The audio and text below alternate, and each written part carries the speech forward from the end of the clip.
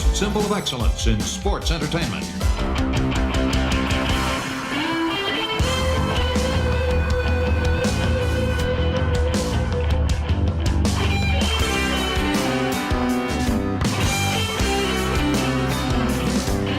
Hello and welcome to Arn. This is Paul Bromwell, and today I'm joined by the Hall of Famer, the founder of the Four Horsemen, creator of the Spine Buster, the 1A of tag team wrestlers, and the mentor to TNT champion Wardlow. Ladies and gentlemen, he's the enforcer. He's Double A. He's Arn Anderson. How are you this week, Arn? Not too bad, sir. How are you? I'm doing good, man. I'm doing really good. We are in the middle of the summer season as this show drops on the main feed June 17th. And we're at Father's Day weekend. And so let me just be the first to say Happy Father's Day, my friend. Thank you very much. Same to you. This is June the 17th, correct? Yep, that's right. I know we like to record a little earlier, but the weekend this hits the big feed, it will be Father's Day weekend. Yep. Well, not only that, it is a huge date in the history of AEW because tonight, Collision. That's right. And it's going to, I feel like there's a growth spurt going to be in the business, Following this, there's always, a lot of hoopla around something new, and it's a new show, and I'm very interesting. Hope to be a part of it, Brock and I. And good for the company, good for the business, and hopefully good for everything surrounding what we do here on the podcast. I love it, man. I'm excited for it. I really am. Again, I'm excited for anything that helps grow and get more eyes and opportunity for wrestling and wrestlers. I want to ask you something. I think it's kind of cool, and I want to get your opinion. How about how closely the Collision logo and all that resembles the old throwback to the Nitro logo? Have you noticed that? I haven't paid that close attention to be. The graphic is very similar, and it's like gives you that nostalgia feel to the kind of the Nitro graphic from back in the day. And what's wrong with that? Nothing at all. I dig it. It was a hugely successful company. It was a moment in time where, a lot of older guys in their 40s and 50s, and, that was, they were living it and loving it, and that was when they were huge wrestling fans. So, it's letting not only just the 17 to 35 or whatever the demographic is, 16, that is so sought after, but a lot of older folks, remember these times, the WCW times. I'm one of them, buddy, and I can't wait. I'm looking forward to Collision, and I'm just, again, I'm a positive optimist, always hoping, glass half full guy. I'm not going to be the guy that just sits back and waiting to pick things apart. There's plenty of those. If you don't believe me, check out social media. But I want to see everyone be successful in the wrestling business, and I hope for the best, and so I'm hoping for the best with the debut of the show.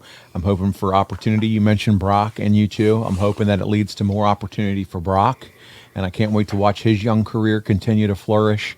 And so a very exciting time, as you said.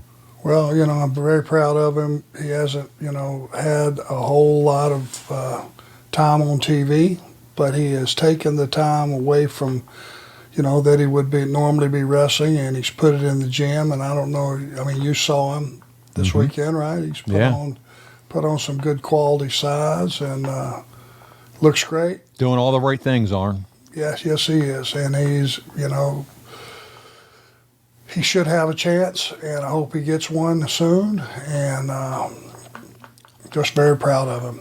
We'll see it happens, man. We're definitely cheering for Brock, and looking forward to all this exciting things going on in wrestling. Speaking of the warm and the summer and the exciting things going on, it is beach season, guys. And as we started off last week's show, again, if you're looking for a place to stock up on tank tops, shorts, beach towels, all that good stuff, tumblers, just go ahead and browse on over to boxofgimmicks.com and look at the Arn and Horsemen stores before you make your final purchase. Arn's got some great stuff over there, and you'd be really helping support the man. Full-size towels. We have it over there. It's perfect for laying out in the sun. If you want to get mahogany, like your man here, Mr. Anderson, you can easily do that. Grab some beach towels, and so just continue. Look at it. He's showing off. He's showing off that brown skin. He's a brown bear over there.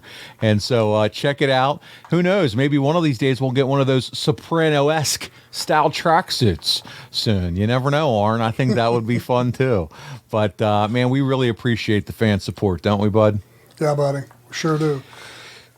Yeah, so check it out, and you never know what we'll have popping up over there. And the other thing that I'll mention before we jump in is ad-free shows. Again, $9 a month. We talk about it every week. Just a fair warning, we have so much content that you will certainly be overwhelmed. There's no doubt about it. But don't let that scare you away from listening to your favorite podcast, commercial free. In addition, guys, there's really cool opportunities. My Push and Top guys enjoy exclusive benefits like Zooms, like Arn, he jumps on, Tony, Jim Ross, and others. They get phone calls from guys. And this month, Arn, the Top guys are invading Huntsville for the 3rd annual Top Guy Weekend. And while wrestling brought them all together, so many of them have made friendships that will last a lifetime. So check on over, check it out now, adfreeshows.com. And see what the buzz is all about over there. What are those dates? That actually weekend is the next weekend. So right now, as we said here, Father's Day weekend, Top Guy weekend is 23rd, the Friday the 23rd through Sunday the 25th of June. Be on us before we know it. There you go. So Just don't forget the graphic novel. That's right. Oh, I got it. I have it here towards the end of the show too. We can plug it now too. I'm good to do that. Whatever you want, Arn. Well, just, don't want everybody, with everything going on, a lot of exciting things, don't want to forget about that because it's time to order. It's arncomic.com. Get yourself one. And, man, I'm looking forward to seeing mine arrive in my mailbox without a doubt. Well, buddy, let's jump into it because last week you were off television way too much. We need Arn on our televisions, okay? That's what we're saying. Have you stopped getting the telegrams, the letters, and the amount of fan mail? Has it finally slowed down since you finally made your comeback to AEW TV? Because I know you had to be. I mean, it was just amazing to see you back on television recently. Are they still coming in? Some very kind words. Glad to see me still alive.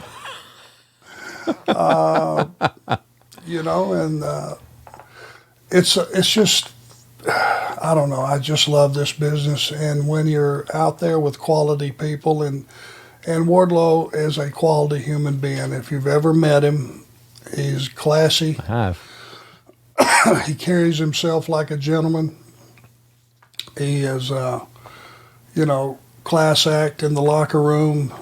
He there's no negatives where the guy's concerned before I ever even talk about what a beast he is and a monster and fearless and you name it. I mean, plus he's got quality. Just his stuff, his offense is quality all work, man. Yeah, he's a guy it's going to be a huge, huge, huge star sooner than later. And I'm happy to see anybody that has earned it, that deserves it, get a break in this business. Well, and we're happy to see you with him. And that's my point, is to be able to see you back doing something, because you still make an impact and bring value to being on TV and being the voice in many cases with him, and you can teach him some things and guide him along. He's a stud, but you've been a part of some stud groups, and so it's a great pairing. We love it. But here, we were talking about last month how you were barely on TV. Well, thank God you're back, right? So we watched that fantastic match with Nikita and talked about a number of topics that really helped frame our conversation for today. So we're going to get right into it and discuss another new arrival to WCW, and that was none other than Jake the Snake Roberts. Jake had finished up with WWF at WrestleMania 8, losing his final match to none other than the Phenom, The Undertaker. And prior to Watts arriving to WCW, Jake had been negotiating a contract where he would actively wrestle, but more of his time would be dedicated to the creative side of the wrestling business. Arn, when did you first meet Jake Roberts? It would have been... it would have been when I was wrestling. WWE would have been the first time. Okay. I didn't know if you two crossed paths at all in Mid-South or no. No, he was already gone before I got there. When he came back to work for WCW, there was that was a very brief stint, wasn't it? Yeah, it wasn't long. He wasn't there very long. He's here in 1992. He comes in. They put him right up against Sting, and I was more curious to think, hey, when did you first meet him? What were your first impressions of him, and how did you two get along with one another? Well, I hated that snake. Oh, I'm sure you did. I'm not kidding you.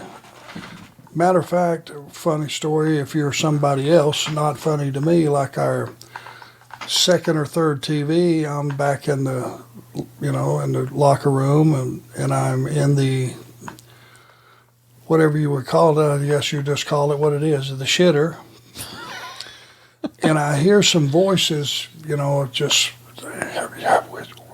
whispering in the background. And all of a sudden, I hear something. It was like something skidding, and they had thrown that big-ass 20-foot python underneath the shitter door, and that thing raised right up in my face. Oh, give me a break. No, sir. In one fell swoop, I was out of that shitter, over the top, and on the floor, and out of there.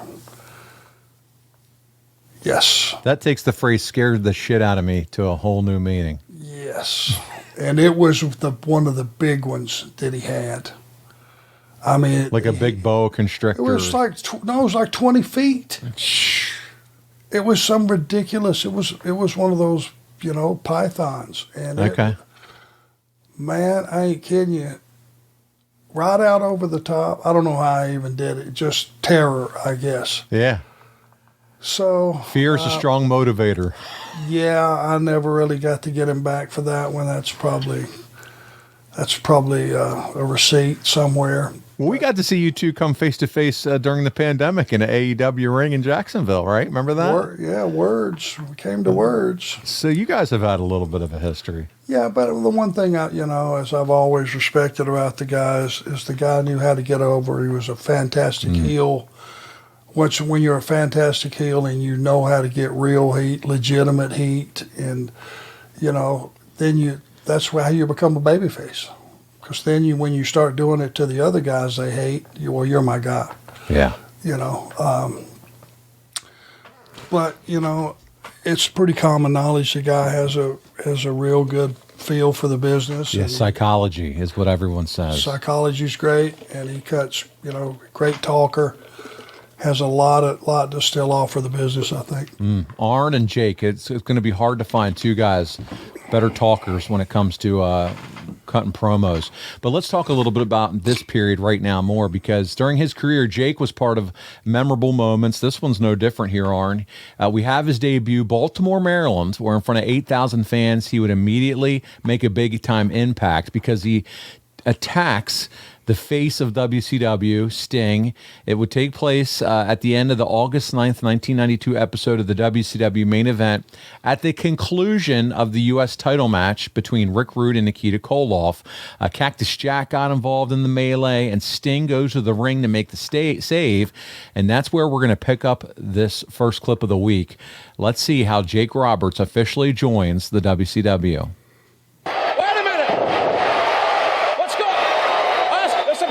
Who's that coming through the...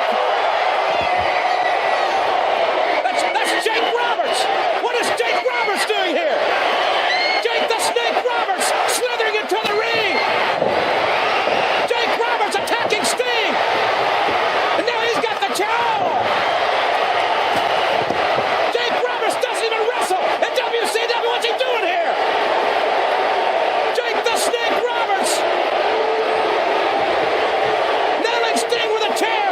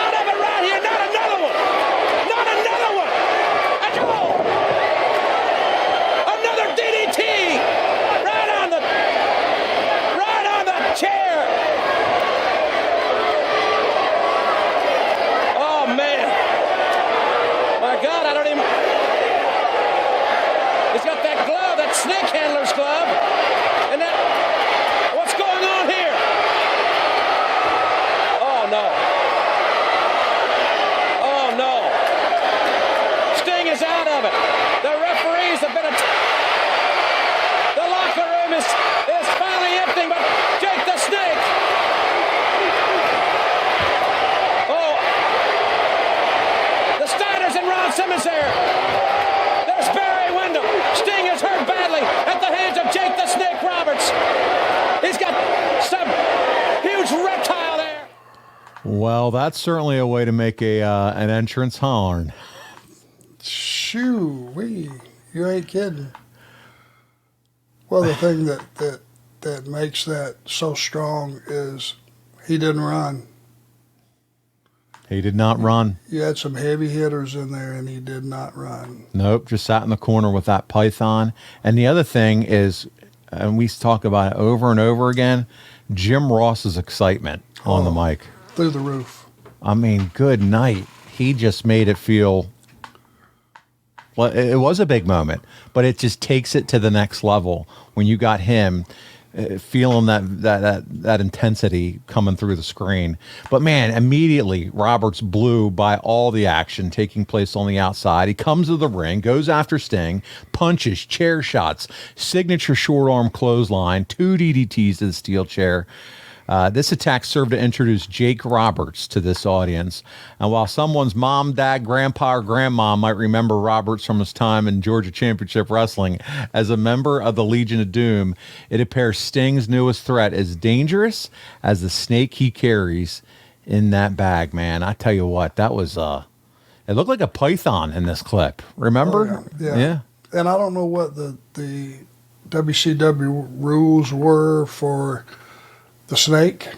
Could it be thrown on somebody? I mean, I don't know. It stayed in the bag that time, right? It stayed in the bag that time, but I think that snake would come out. I don't think, but man, he worked amazingly as the number 2 or 3 babyface in WWF for so many years. But here he's coming right in to be the head heel. Talk about what makes Jake so good, Arn, at portraying the personification of evil during his heel runs. Can you explain to our audience how Jake successfully used all the elements at his disposal, including his promos, his in-ring action, to really, the Cobra, to really just personify what evil looked like? Well, facials. You know, his main thing is facials, delivery of his promo. It reeks of evil. He doesn't go off on a wrestling promo. He takes you somewhere dark, you know, almost like a nightmare. You're living a real nightmare when he talks. It's just pure evil. It's not a wrestling promo. It's something else, and it's in a different realm. And he has that wild look, you know. And Jake's, you know, a tall guy. What is Jake, 6'5"? Cowboy boots, put him up about 6'7". You know, he's not a tiny guy either. And his you know, his offense is all believable. It's all credible. He just has all those things going for him. And it's a hell of a package. It really is. I touched on it earlier, Arn, the Watts coming in X Factor here. And I want to talk about this for a minute because Jake had originally intended to work alongside Dusty and others inside the booking committee when those plans were starting to be laid down as far as him coming into WCW. But that all changed drastically when Bill Watts came to WCW. And according to Jake Roberts, Watts refused to honor the contract that had been agreed upon, and the friction from their days together in Mid-South turned into a 5-alarm fire here in WCW from the get-go. Did you ever hear anything about what Jake's role was supposed to be or how his interaction with Watts was at this point? No, but I can see that. Jake started in the business for Watts. Mm-hmm. But he made his name starting, like you said, Georgia Championship Wrestling, and soon thereafter would have been WWE, right? WWF at the time. Yep. So I don't know if he left Watts under unsavory terms or since he gave him his start. I mean, he started as a referee. Yeah, that's right. He did. You know, who knows, you know, how that conversation would have been, but I'm sure Watts would have looked at whatever contract they agreed on and said, oh, no, that's way too much. And, you know, when you screw somebody out of their money, they get a little pissed. I'm telling you, yeah. You know, you can do a lot of things to me, but my money also impacts my family. And when you do that, then it gets a little serious. And not only that, the money too, but if I'm Jake, and I hear, hey, you might be able to work with creative or booking, and we've come to find out how he enjoys that aspect of it. I would have not only the money, but that part would piss me off too, to realize, shit, Watts is back, the Cowboys back, and now I'm not even going to have that opportunity to try to kind of get better with that piece of what it's just an opportunity for him to be able to work on and be in a place where maybe he would never have that opportunity elsewhere. Now he has it. Now door slammed shut because Bill's back. Sucks. Well, there's something to be said of being in control of your own destiny too. Yeah. Your own creative. Make That's sure right. that it's right. It's the things that you want to do, and that suddenly goes away too. Arn, in the last segment, Jake put on a snake handler's glove in preparation to unleash whatever was actually in that denim bag. And men, if it's been too long since your significant other needed safety equipment to handle your python, might we suggest you take a look at the only gimmick you need to make them squeal as though they saw King Cobra, and that's our pals at Blue Chew. Blue Chew is giving men confidence all over the world. Isn't that right, Arn? Yeah, but in every case, you don't have to put your snake in a bag either. That's a few gifted folks. Arn, let me tell you something. Do you think it was going to be lost on me not to use this opportunity of all this snake talk to not figure out a way to transition this into a Blue Chew commercial? I figured I might as well just join in this week because there's no getting around it. It's your favorite part of the show. It is. Isn't it? It is. It's a highlight just to kind of go through this and watch your face because you never know where I'm going with it. Now, last we taped, weren't you supposed to order me some more? Yeah, they're supposed to. You tell all the right people. Has anything arrived for you? No. Oh, wow. Not even while you were away in Vegas. Nothing showed up to your front door. Well, no, and there may be something. I think Aaron might have stopped the mail. Okay, so maybe that's it. Wait till we get the mail. Yeah, and then let me text me if you didn't get anything. And Horsemen shorts too, right? Yep. I've contacted. I've sent another email again yesterday about the Horsemen shorts. So do they realize how much stroke I got on this podcast? These people don't reply to emails like you and I reply to emails, Arn. It's not deal. good. Well, if they don't know, let me remind them. I'm a big deal on good. this. I'll send the enforcer. Show. Yeah. I'm going to start sending the enforcer. Guys, listen. Bite somebody's finger off or something. Blue Chew is an online prescription service. No visits to the doctor's office. No awkward conversations. No waiting in line. Buddy, I saw in the YouTube comments for one of our shows, they finally signed up for Blue Chew and said, yes, we agree. The gimmick works. I'm going to find it too because they were all in, and my guy sent me it was right here, the user name and everything. They said Blue Chew works, and we're all here for it. Mr. Newman, 1576, finally took a Blue Chew thanks to this podcast. Let's just say they are highly effective. So how you like that, Arn? You want to get over with your buddies? Spread the word, bud. There you go. I love it. Spread the word because this is something that works for everybody every time. So there you go. There you have it. Be like our guy, Mr. Newman, 1576. He knows where it's at, and he's got a happy partner right now. Check it out, bluechew.com/Arn. There's no swallowing pills. They're chewable. And I'm telling you, you won't have to deal with that anxiety or performance issues. They're going to fix you as soon as you down them your gullet. BlueChew.com, promo code ARN. Receive your first month free. That's right. Go to BlueChew.com for more details and safety info. And we appreciate Blue Chew for being a proud sponsor right here on the ARN Show. Check it out, BlueChew.com/ARN. Arn, when I look back at Jake's WCW run here in 1992, a mere 4 months. Remember, you said I know it was short-lived. It was 4 months, dude. It seems that's short-lived. Yeah, it's short-lived. It seems that so much untapped potential from this, from his in-ring skills to what he brought to the business. There's no denying his talent and that what he was capable of in front of the audience. And ironically, his attack on Sting laid the foundation for what would happen next in WCW. When Sting lost the world title at the Great American Bash, he was immediately slated for a rematch. Instead, Jake attacked Sting and injured him. So, in order to give the fans a world title match, it was decided that every wrestler would have their name thrown into a hat, and the man whose name would drawn go on to face Vader for the world title. The man who won that drawing was who we all know as Ron Simmons. Ron had flirted with the top of the card for over a year, and this would be his second opportunity at the world title. This time it's against Vader, and this time the All-American from Florida State would be successful. And we're going to revisit history together, pal. We're going to watch the first African-American win the World Heavyweight title in the closing moments of this encounter. It's our second clip of the week. It's August 16th episode of the main event. Here we go, Arn. Let's check it out.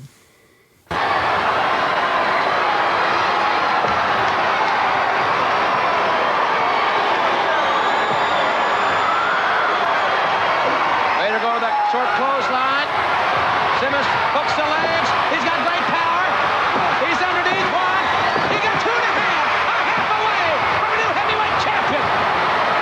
Simmons showed great power that time, hooking both Vader's arms in a near fall situation. Vader the right hand right to the face. Another left this time. Again catching Simmons in the face.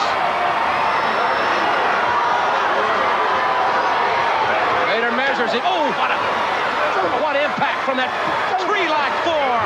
And the right hand's right to the head.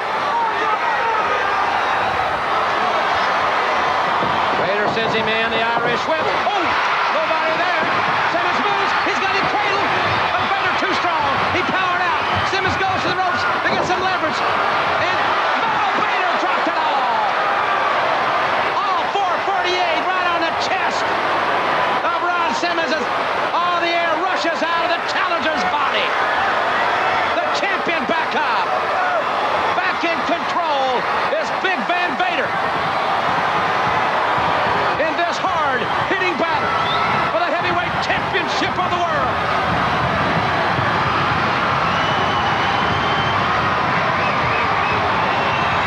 Vader now in control. Going for a waist lock. And Vader's got him up.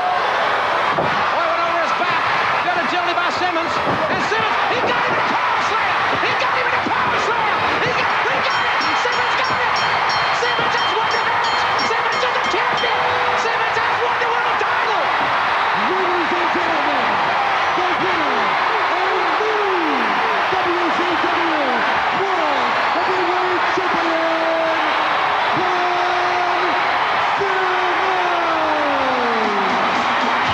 Ron Simmons, the new heavyweight champion of the world.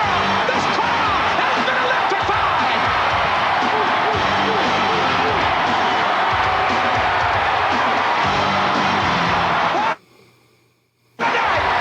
Sunday night, August 2nd, will live on in the minds of wrestling fans around the world. Ron Simmons with the gold around his waist. Arn, what a moment. This crowd has been electrified. I was just electrified watching that. What a pop. Think those fans were ready for that? Man, Wow, they were ready. They what a exploded. reaction. No, you cannot deny that. Simmons hits Vader with the power slam for the win, and paired with Jim Ross's call, man, I don't think that moment could have been more perfect, dude. No, it was great. And very deserving for Ron. We were all so happy for him.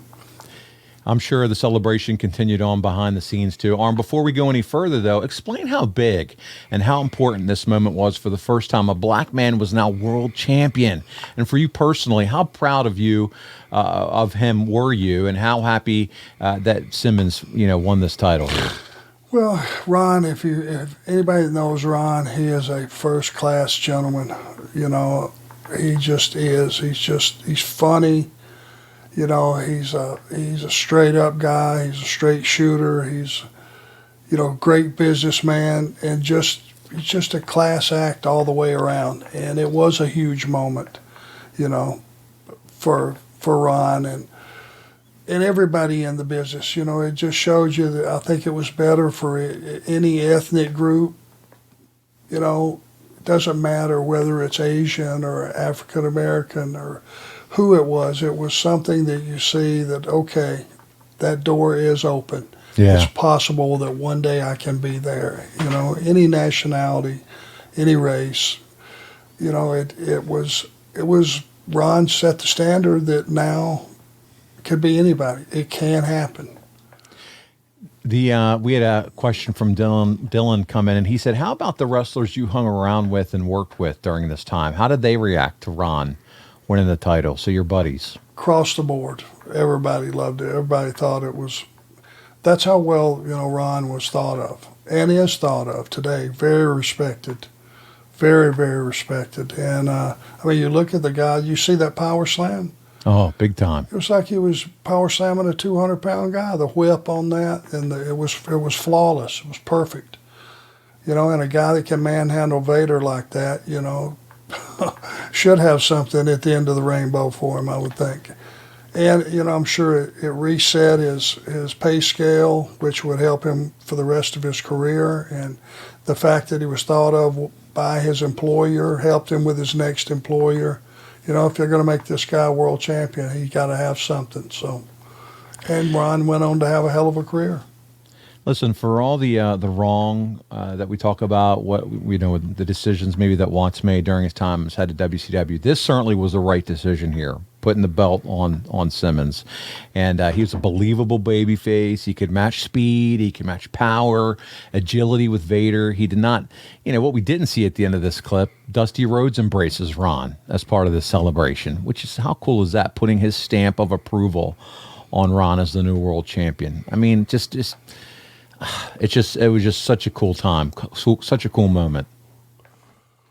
Now, was Watts still in charge at this point? He was. He's still running the show. And Arn, during his time as owner of Mid-South, Watts, he made a fortune with the man who helped make you. JYD, brother. And that's JYD, right? Yeah, I mean, absolutely. JYD was as hot as anybody's ever been.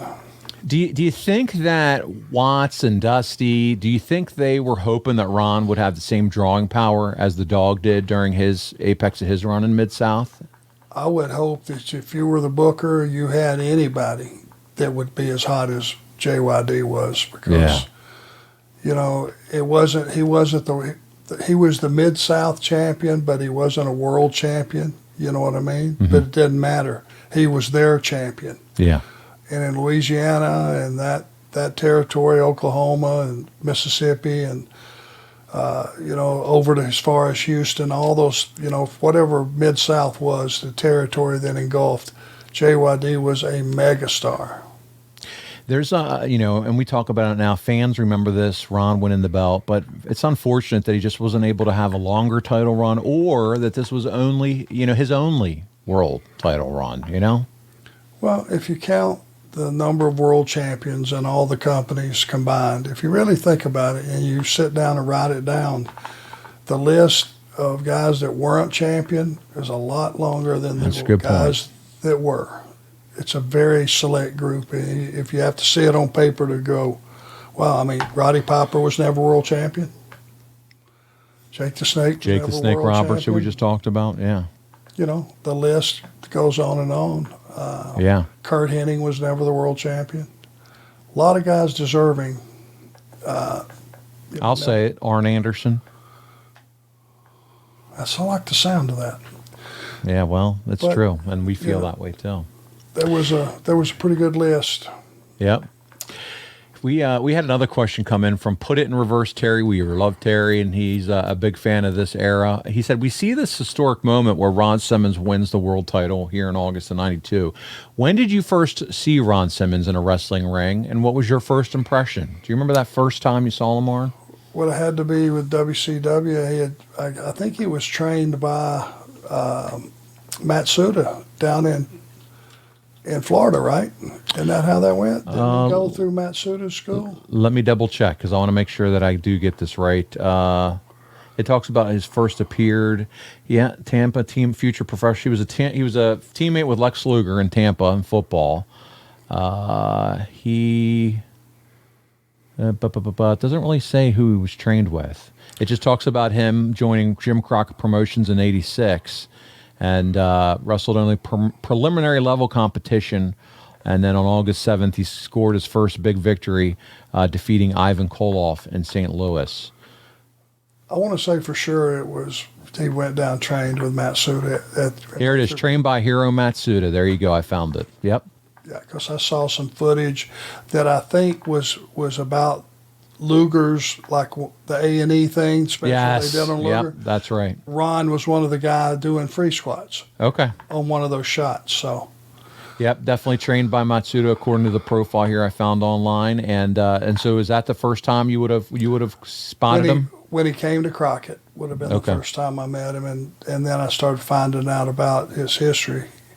Because Flair is a big sports buff. He started telling me about this guy, Simmons. Good Lord, Florida State. Incredible. Played for the Generals, New Jersey Generals, or somebody. Yeah. USFL. I mean, this guy's just 600-pound bencher. That's an elite group alone. He was a beast, man. No doubt about it. I want to move on from Roberts and Simmons, and I want to talk about you and what you were doing in August 1992. For the second time in your career, you traveled to Japan. And 16 months earlier, you and Barry had teamed together during that tour. But this time around, you work with a host of opponents, including Stunning Steve Austin. And recently, this match made the rounds on Twitter. And it was indeed part of the NWA World Title Tournament. Following his departure from WCW in July 1991, Flair took the big gold belt with him, and a second world title was hastily made. And after a year of litigation and negotiation, the title was returned to WCW, and they, Arn, I don't know if you remember it, christened it with the NWA name. The same title would become known as the International World Title in the same calendar year. And in the opening round, Austin pinned you in the middle of the ring following the stun gun. This would have been the first time you wrestled Stone Cold, or should I say Stunning Steve, one-on-one. Arn, it's been 30 years. But what did you think about working with someone who you had spent the past 9 months teaming with? Were you excited to be able to help Austin showcase his talent and bring the best out in him? No, it was terrible. It was horrible. The bigger story on this is we drank all the way. There you go. 13 hours. 13 hours we drank all the way to Japan. Now, 100% of the time, you would have your flight over. You had the rest of that day off, and you would work the next night. So we get our bags. I mean, we are tore up when we went through Narita Airport, and we get on the bus and settle in, and we're going, hey man, we got to go upstairs, get in that. They had a really good steam at the Keogh Plaza where they put us up. Really good steam room, sauna, polar plunge, all that stuff that you need to get a 13-hour trip out of you. And they go, oh no, we not go to a hotel. We go straight to a building. We tape TV today. Tape TV? Yes, we go straight to the television station. And we get there. If that wasn't bad enough, now,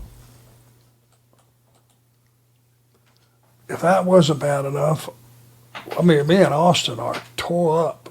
Yeah.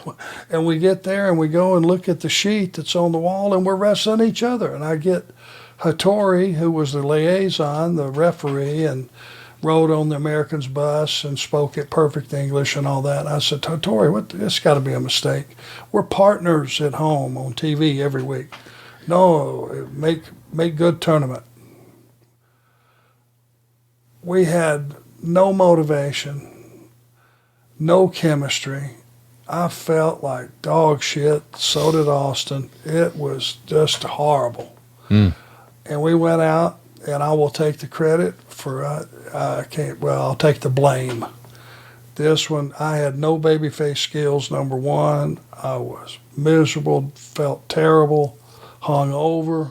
So you remember this one as clear as day because of how miserable you buddy, felt. I'll never forget this one. Okay. It stunk. And Austin, there was one point in there, he started putting the boots through me, probably out of frustration. I said, by the way, up there, Hog, I called him Hog. Hog. Hog, yeah. So you were stomping the guts out of a worm down here, just so you know. Do I want to know where the nickname Hog came from? He would walk right up in a crowd of people and stand there like he was listening and shit all over us and then walk right off like he was never there. And then we'd get a whiff of it. Oh, no. Okay, Hog. Oh man! So listen, I mentioned you wrestled the whole. You're all over this Japanese tour, dude, and you are. Listen, you're in front of large crowds. I mean, August 7th, you wrestled Black Cat in front of 11,000 people. August 11th, Tokyo, you and Austin defeated Goto and Super Strong Machine. This one took place in front of 11,500. The following day, you're at Sumo Hall. Another 11,500 people watch you. Super Strong Machine defeat you with a German suplex. On the same show, Chono defeated Rick Rude to become the NWA World Heavyweight Champion, igniting their feud that would run for several months. So lots going on here, man. When you flew over there, you were flying over to work your ass off. That's for sure. I planned on that. I just didn't plan on wrestling Austin the first day. Yeah. Well, let's fast forward 30 years. And AEW, by the way, they've sold, 65,000 tickets for Wembley? No matches have been announced, and the crowd is only expected to grow once the card shapes up.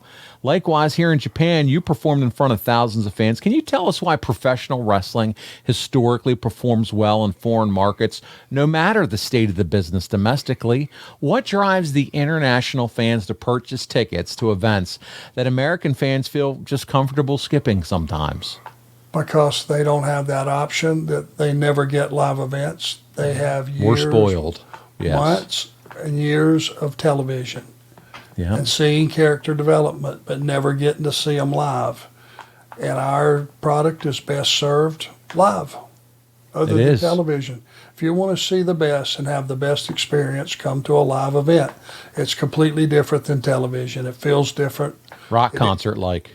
Yeah, it is different. It's like, God, I didn't know it was going to be like this. This is cool as shit. Yeah. Energy's completely different. Yeah, you don't hear the commentators. Yeah, your fridge is close and the bathroom's closer. I get all that, but when you're in an arena and the pyro's going off, the music hits, and the energy of that crowd is behind it, and it's got to be a hot crowd too. There's nothing like it, Arn. Oh, I know. I still feel the same way. It's like you go through the curtain. If you get that first reaction and you look, which I can barely see anything without my glasses, but I can make out the fact that everybody in that top deck standing, and they're doing something. They're not in their seats. Then you know it's going to be a good night. Hey guys, Eric Bischoff here, and just want to call a quick timeout. I want to tell your listeners about what I've been telling everybody at Over at 83 Weeks, quite a while now, about all the cool things that are happening over at adfreeshows.com. Through strength, support, and faith, one half of TNA's America's Most Wanted, Chris Harris, has persevered, and wrestling is still a big part of his life. And on a brand new series, The False Finish, Chris Harris tells us the story of his amazing journey in his own words. I was thinking to myself then when that came about, it's hard going through what I went through and not think, would that have happened had I not had a sober head? I mean, I have God looking out for me.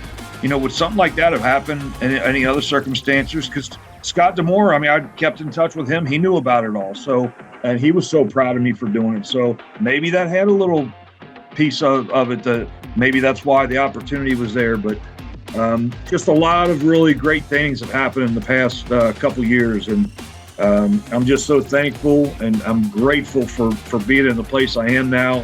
That's just a small taste of what we've got waiting for you. With 4 levels to choose from, see for yourself why ad-free shows is the best value in wrestling today.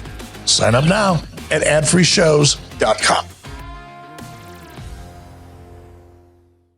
Arn, let's face it, such a stressful and taxing couple of days played hell on the body. There's no way that your body was performing at peak performance back in your heyday. Today, with our crazy schedules, you and I both benefit from AG1. Arn, just 1 scoop and it gives you 75 high-quality vitamins and minerals.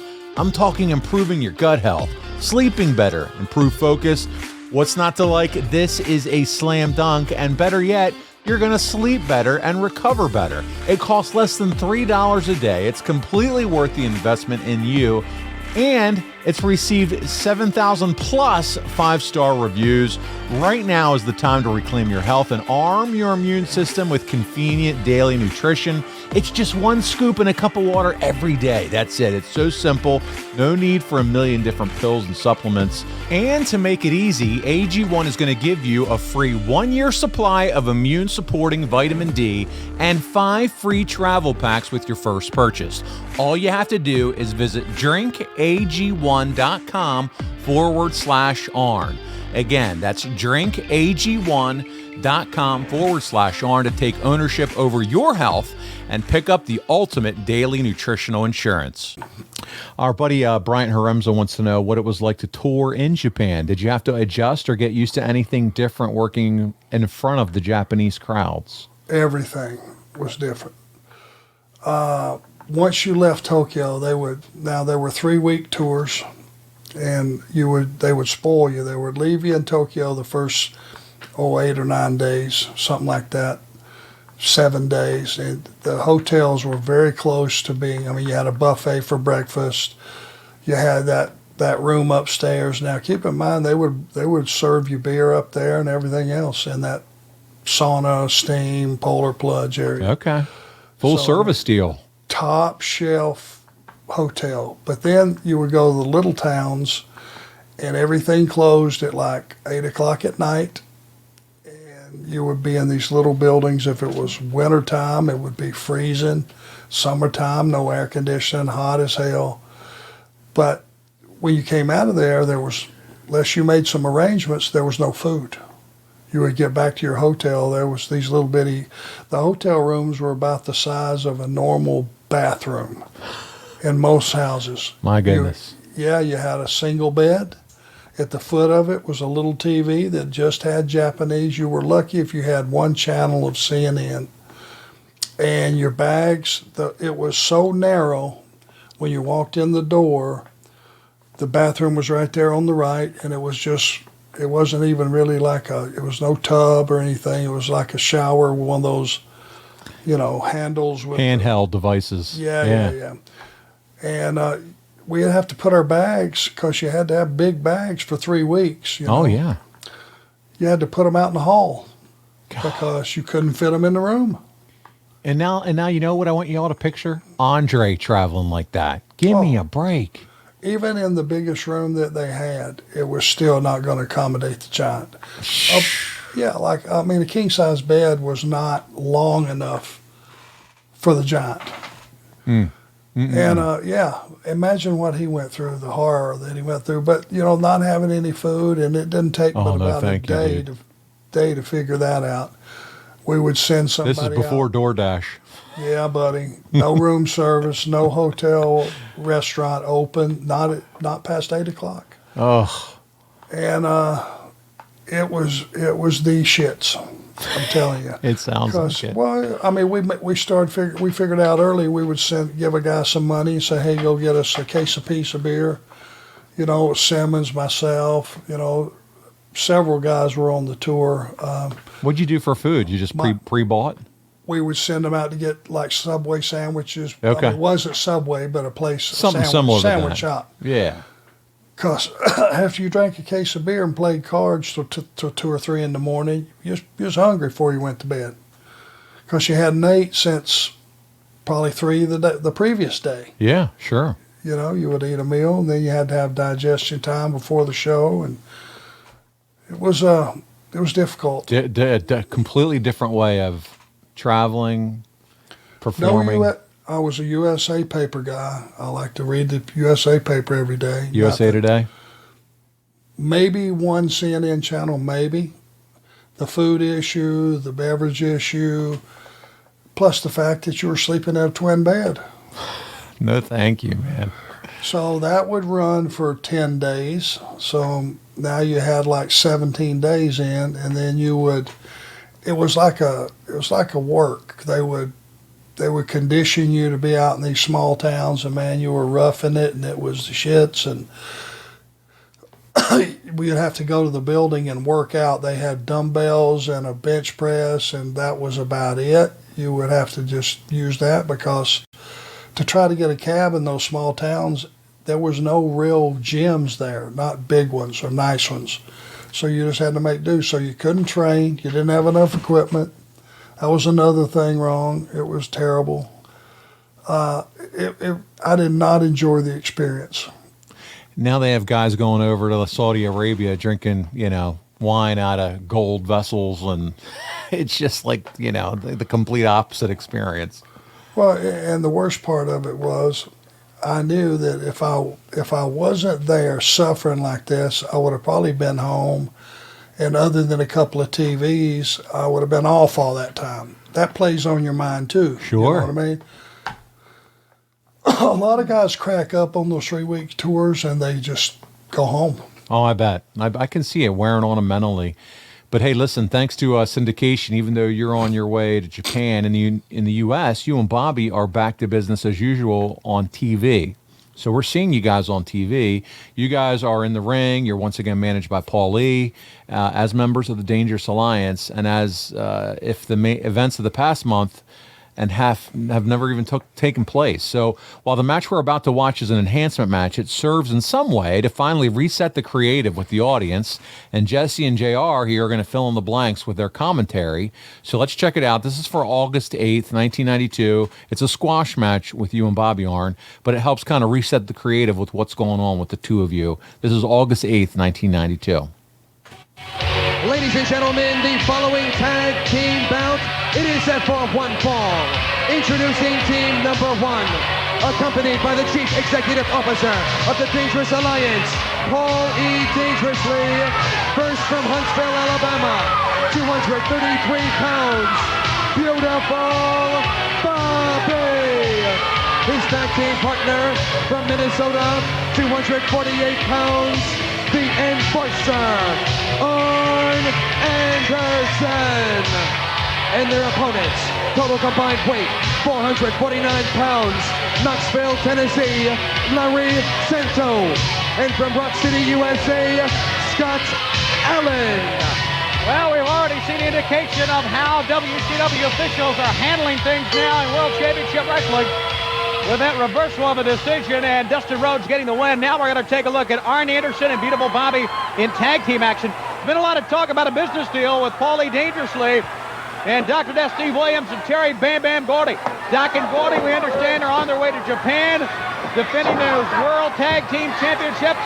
And in the interim, Paulie says that his two men, Arn and Bobby, will take care of the Steiner brothers. Well, that's a very interesting concept. You know, you can never deny Paulie Dangerously the fact that he's always thinking.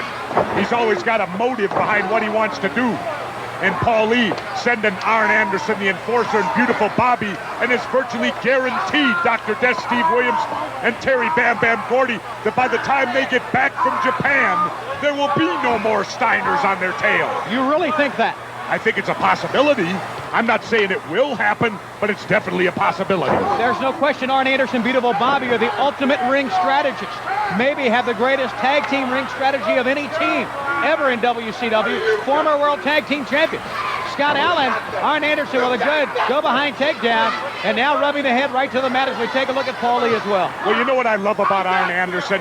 Arn Anderson has that certain just little mean streak in him. When he gets an opponent down, he gives him that little bit of extra, that little intimidation factor right there, rubbing his face into the mat. He loves to intimidate. Fans still to come, exclusive footage of how Ron Simmons became World Heavyweight Champion. Oh, big clothesline. That's right here later on Worldwide. Jim Ross will be with us with that exclusive report. And also, Jake the Snake Roberts is a part of World Championship Wrestling. Apparently, we'll take a look at how he came in and attacked Sting brutally recently. Oh. Triumphant entry into WCW by Jake the Snake. And now Arn Anderson and Beautiful Bobby focused on the Steiners now. Off of the business deal with Paul Lee. Pick up and the spine buster. The cover. And the win.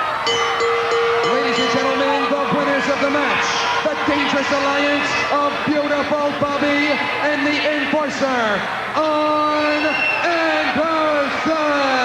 When it comes to tag team wrestling, Arn and Bobby are all business. Absolutely, they're all business. Let's go back to replay. Here you see beautiful Bobby with the great setup move right here. Takes him up on his shoulder, wham!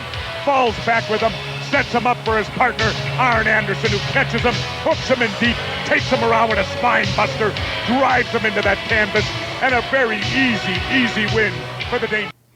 All right, Arn. So we know that you two now are focused on the Steiners, right? That's the key. They've reset the creative here as far as that goes. And speaking of that, I'm going to go right into our next clip, because on the August 8th edition of World Championship Wrestling, you and Bobby would then team up again to take on Brian Pillman and your former stablemate, the living legend, Larry Zbyszko. And JR, he's going to continue that same thread that was sewed in the last match that we watched, talking about how you and Bobby are in pursuit of Gordy and Williams and the tag titles, sending a message to the Steiners. And we have the closing moments of that one. And listen, you and Bobby get a measure of revenge on your old pal Larry here. And so we're going to talk about that once we check this out. This is our fourth clip of the week. It's World Championship Wrestling, August 8th, 1992. Arn Anderson comes back in. Fans, we're going to be taking a commercial break in a couple of minutes. We've got to fulfill our commercial commitments here on TBS. Fireman Carey right back into the corner, into that arm bar, twisting now on the elbow, putting great pressure on the shoulder. And well, dangerously, may be trying to show Williams and Gordy just how bad Anderson and Eaton can really be. And the Steiners better beware of this situation. Plus, they're getting some revenge on Larry Zbyszko. Pillman really getting emotionally involved in this, and rightfully so, quite frankly. But he's got to be there in his corner in case Zbyszko can be there to make the tag. Slam, vintage Minnesota wrecking crew, if you will. Hammerlock into the body slam. Anderson continuing to pull on that left arm. Fans, as we mentioned, good move by Larry up into the headlock, but Anderson makes the tag. Fans, we've got to take a commercial break. We will keep taping this contest. If anything happens during the commercial break, we'll show it to you as soon as we come back. I think we're ready for our break. Fans, we'll be back with more of this contest right after this timeout. Don't you go away. We won't. We have it spliced together. We're good. Well, fans, it's really gotten chaotic here at center stage during the commercial break. Arn Anderson and beautiful Bobby really did a number on Larry the Cruncher Zbyszko. It looks as if Zbyszko has suffered a broken arm. As we said before we went to the commercial break, fans, that we would keep the cameras running. Our tape machines have documented what has happened during our timeout. Let's go now back and show you what has happened just a few moments ago right here at center stage. Anderson and Eaton continue to work on the arm. Zbyszko's arm very, very weakened. More armbar takedowns. And then the tag was made. Remember, the off-the-top rope rule had been waived, and this was the move that apparently has broken the arm of Larry the Cruncher Zbyszko. Zbyszko couldn't take any more punishment. The referee has stopped it here. Ladies and gentlemen, here are your winners, Arn Anderson and beautiful Bobby. There it is. You guys have destroyed Larry Zbyszko. It's one of the last matches of Larry's career. He's going to move into commentary, Arn, only to wrestle sporadically over the next several years. And we do have a ton of fun with Larry on the show, and so many of our fans want him to be a guest at some point for you guys to hear some stories. But you worked with Larry as both partner and opponent. What do you want to say about the man and the career he had? Larry was good. He's a good worker, good talker. Kept himself in shape. I rib him all the time. Oh, it's the best. We love it. He was very successful in everything he did, and he would do really, really well coming up doing the commentary, which I think he enjoyed because he was at a point in his career when we saw this clip, he had about had enough. Larry had been in for quite a while, and he was ready to quit beating his body up, I think. So it was a good fit for him to go into the announce booth. He made the transition very smooth. We enjoyed him on commentary. He got to still stay linked to the business, which I'm sure he loved. But he was fun. He was a fun listen. He was always a good mic guy. So it just seemed like a natural fit.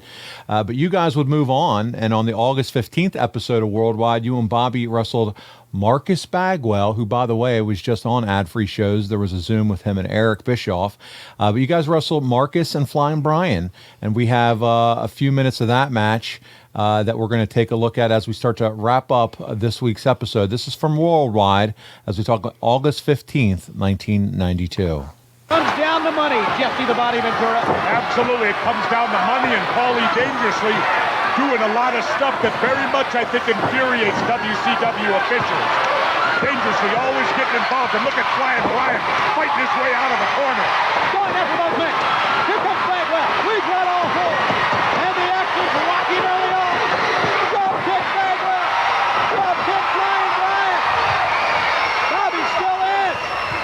Bagwell, not the legal man. And wow, with the referee's back turned, it comes down to teamwork. And an excellent move. Beautiful Bobby firing Flying Brian in. There was Arn waiting with a big elbow from outside the ring. Hits Pillman in the back of the neck, and the enforcer's in taking over. But here comes Flying Brian with a series of forearms. Look at that drop toe hold right in the corner. Get Brian pinned right to the corner. Bobby comes in, but Brian's still fighting from beneath now. But you notice, inexperience, he's caught in the wrong corner. Sometimes even the experienced ones get caught in the corner against Arn and Bobby. That's right. But the inexperienced even more. Yeah, you're right. I keep saying you're right. I better watch myself. There's a pickup and a slam and a knee right to the face. We have been getting along too good lately. Yeah, boy, I'll have to see what I can do about that. Whoa! And Shivani says that now all the time. You're right. You're right. So he's a guy. Here we go. Timing by Flying Brian. Beautiful drop kick. Now he's got to get to his corner. That was, man. He could lay him in, couldn't he? Yeah, and coming out, the timing on that was flawless. Impact blow. Down goes Bobby. Arn dangling around. Bobby goes down to the slam. He's got his back to Arn Anderson. Oh, good quickness that time. Well, I'll tell you what, Bagwell no longer a rook. Whoa! But the veteran Arn Anderson out of the way. I was going to say, Bagwell no longer a rookie anymore, then he makes a rookie mistake. Referee's back turn, and now right into the ring post. That could have been a disqualification. Could have, should have, but wasn't. To the arm. Now, Anderson, as they took that arm right up against the ring post, the referee's back had been turned, and now working on the arm of Marcus Alexander Bagwell. And this is exactly, I'm sure, what they'll attempt to do to the Steiners, to take away one body part of either Scott or Rick. And you know Scott's leg is probably not 100% after what happened to Doc and Gordy. Certainly it's not. Look at what the enforcer did right there. He puts the hammerlock on Bagwell, then slams him with the arm twisted around the back so that the arm's taking the brunt of the force. Beautiful Bobby comes in, drops a couple knees, a quick tag again, and they're cutting the ring off beautifully. And they work right on the arm again. So much has been said and written. I'll bet you Bagwell's begging to be back with the cheerleaders at Sprayberry right now. And I bet he's not, as they go to the arm once again. We've had a very busy week in WCW. A lot of the fans intrigued about what is going on. Ron Simmons, the new world champion, he'll be coming up a little bit later on, and we'll show you again how Jake the Snake Roberts attacked the Stinger in a wild situation. But we got to add, there was a match that didn't involve Sting in the first place either. Did not involve Cactus Jack, I should say. There's a tag. But that is still to come, fans, this week on Worldwide, and they go right to the arm one more time. And look how they've cut the ring off on Bagwell. He's trying to fight his way out of there, but he ain't got much left right now. And look at Arn, breaks the arm over the rope, hammers those big forearms in there. Experienced tag team wrestling at its finest.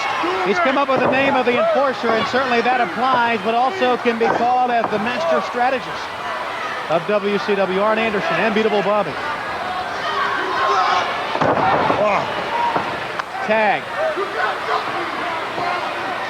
And Arn Anderson going after the arm again. You know, It would be like Doc and Gordy to try to send Arn Anderson, Beautiful Bobby, towards the Steiners to make Arn and Bobby forget about the World Tag Team titles they held not too long ago. Hey, don't forget something, though. There's plenty of things can happen in World Championship Wrestling, Schiavone. Let's just say, what if Arn and Bobby get rid of the Steiners? Doesn't that logically make them #1 contenders then? Yes, it does. What a match that'd be. Pulling on the arm, and he got the submission hold. Ladies and gentlemen, the winners of the match, as a result of a submission, the Dangerous Alliance of the Enforcer, Arn Anderson, and Beautiful Bobby. Arn, I'm really enjoying the style of let's work on that arm. You know, that's always been your method, a body part. But then that finisher with Bobby flying off the top in the arm and then right into the arm bar. It just seems a lot more aggressive, a lot more violent. And I think Tony Schiavone and Jesse in the last several clips are really doing a nice job of really helping bring you to the forefront in terms of, hey, we're here for the Steiners and Doc and Bam Bam. Well, and that's the reason we're working stronger with him and Brian. You know, we had to take more because if we can barely beat those two guys, That's right. what the hell are we going to do with the Steiners and Doc and Gordy? We don't have a chance. So that was the time we had to take some for ourselves for business reasons. Level up, get a little more violent. Final clip of the week, Arn, August 22nd, 1992. This is you and Paul Lee in a stand-up interview from August 22nd from Worldwide, 1992. You and Bobby are mercenaries, and the Steiners are in your sights. Let's take a look. Death and Bam Bam come to the Dangerous Alliance. They say, we have a thorn in our side, the Steiner brothers. The Steiner brothers want to be the next World Tag Team Champions again. The Steiner brothers who stole the World Tag Team titles from Arn Anderson and Beautiful Bobby. The Steiner brothers who never gave Arn Anderson and Beautiful Bobby a rematch for the World Tag Team titles. Arn Anderson and Beautiful Bobby say, well, hey, then we should be the #1 contenders, and the Steiner brothers are in our way. So let's kill two birds with one stone. We will take the many Japanese yen that Doc and Gordy give to us to eliminate the Steiner brothers so that when you come back from Japan, gentlemen, the only competition that you will have left will be Arn Anderson and Bobby Eaton. For the first time in a professional sporting event, the participants are in a non-lose situation. You see, we get paid for wrestling the Steiners. Then we get paid by Doc and Gordy. Then #3, we get to put ourselves in a position, Steiners, that you wouldn't allow us to be in at an earlier date. We get to jump on you for what you took from us. So for the very first time, everything is in our court, not in yours. There is no bias in the corner of the Steiners. Understand one thing, Rick and Scott Steiner, the bluff that you've had over this wrestling world is gone. Bobby Eaton and myself have woke up to one thing. You got to go back to basics. Go back to relying on your wrestling knowledge and put a little controlled rage in it. That's what wins matches. And gentlemen, we're going to win this match because we can't lose. There it is. That's the title of this week's show, Arn. Rely on your wrestling knowledge. And as I said, that concludes where we are for this month in terms of the story's clear. You're mercenaries. You're going after the Steiner brothers. Doc and Gordy have kind of put a bounty on their head, and you two are dialed in and are going to take them down. Man, this was an exciting week. I don't mind getting a double payoff. Yeah. There you go. Don't bother me none. Have you noticed? Have you noticed in that latest clip what good shape Bobby was in? Yes, both of you were. He had started we were traveling together. He was going to the gym. I finally got him to start going to the gym with me, and got in good shape. Really did. Proud of him. That's good, man. And I just enjoy you being able to see your period of time that you worked with Bobby as a tag team. I'm sure it brings back a lot of good memories for your time spent with him. Very special. Very special. Well, the story here is basic, simple, familiar, but when executed in this way, it's effective. And Arn and Bobby are coming for the Steiners, and I can't wait to pick it up with September 1992. That's going to conclude our coverage of August 92. Jake Roberts joins the company. Ron Simmons wins the world title. You travel to Japan. You're back on TV in a meaningful program involving the Steiners and Doc and Gordy. What a month. Arn, next week, we're calling a timeout. And we're going back to ask Arn almost anything. And because you love hypotheticals, Arn, the crew is getting in on an act as we introduce a new segment thanks to the D'Angelo brothers called Would You Rather? Arn, have you ever played a little Would You Rather before? Have you done that? Probably not familiar with that. You're going to be familiar. We're going to have fun, buddy. I can To my tell you. demise, I'm sure. Oh, it's going to be an absolute blast. We're going to have a good time doing that. So you want to make sure you check out that episode. Listen, check us out, arnlinks.com. That's the easiest way to find everything associated with the Arn Show. You're going to find the stores. You can find our YouTube channel. Make sure you like, subscribe, and turn on all the notifications there. arnlinks.com. Again, that's where you're going to find that Horsemen store as well as the Arn Show store. And if your business targets 25 to 54-year-old men, no better place than to check it out now. Advertisewitharn.com. Find out more about advertising with us right here on the Arn Show. We would love to talk about your product or service right here on the show. Once again, advertisewitharn.com. And then I want to mention before we get out of here, ad-free shows. Arn and I love our ad-free show family. Check it out, adfreeshows.com. You get early access to more than a dozen of your favorite wrestling podcasts starting at just $9 a month. And you get the first week completely free on us. So check it out, adfreeshows.com. Arn, had a blast talking about your career again this week with you. You ready to do it again? We're going to have another one next week. Ask Arn anything. You ready for that? You're the man. All right. Well, listen, on behalf of the Hall of Famer, the founder, the mentor, Arn Anderson, this is Paul Bromwell. We hope you have a great Father's Day weekend, all you fathers out there. And we'll see you right back here next weekend on Arn.